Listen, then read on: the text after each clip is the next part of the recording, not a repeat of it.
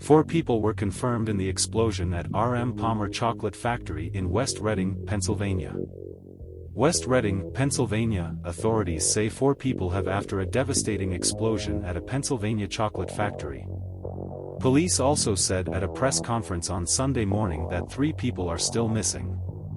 The explosion occurred around 1700. On Friday, R.M. Palmer Company in West Reading. Witnesses reported that they heard an explosion from the sugar factory and soon saw flames. Kristen Wisniewski lives 3 blocks from a local and well-known chocolate company. "It was the loudest thing I've ever heard in my life," she said.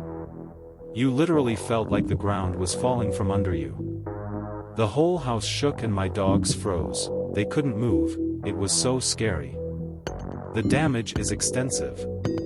Officials say R.M. Palmer Building No. 2 has been demolished and neighboring Palmer Building No. 1 is damaged.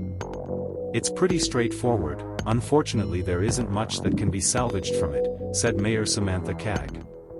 No official statement was made for any reason, including whether this explosion was caused by a gas leak. A UGA utility spokesperson said crews were brought in after damage resulted in the release of gas that helped feed 4 alarm fires that exploded. "We did not receive any calls regarding a gas leak or gas odor prior to incident, but we are cooperating with the investigation and part of that will be checking all our facilities in vicinity," UGI spokesman Joseph Swope said on Saturday. A family member spoke to Action News about her sister, who she said was still missing after the explosion. "My sister came to work and never came home," said Frankie Gonzalez. "There are a few people still undisclosed, and he's one of them. We hope he's found a pocket where he can hide, and we won't lose hope." Gonzalez says her sister has a daughter, son, and husband at home. He and his family say they continued to pray as healing efforts extended into the night. Authorities said 1 person was found alive and pulled from the rubble on Saturday night. 1 person was found alive during the night and rescuers are continuing to look for other possible survivors, said Police Chief Wayne Holban. The overnight discovery of life, rescue efforts gives hope that others can still be found. Action Haber learned that survivor was a woman working on the 2nd floor of factory.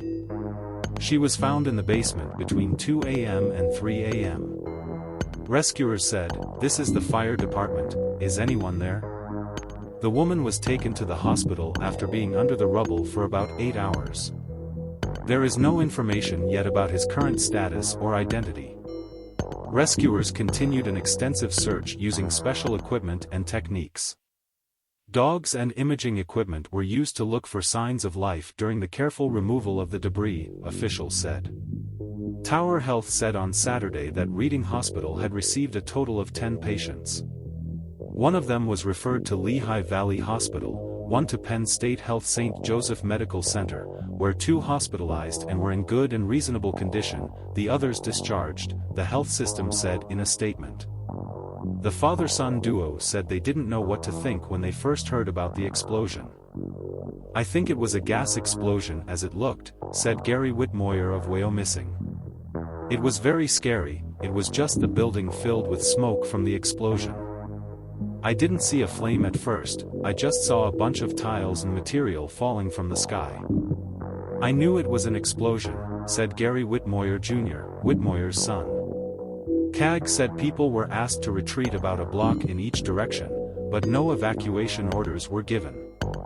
It had just issued an emergency statement to provide more resources to first responders.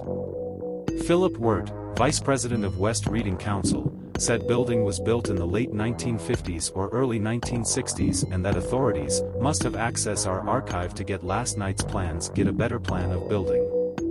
And mechanics and utilities, where everything is. The glimmer of hope in all this that someone is alive, someone found buried alive, not knowing if they will die, luckily we that person and they have a second chance hopefully. Fingers crossed we will find more, he said.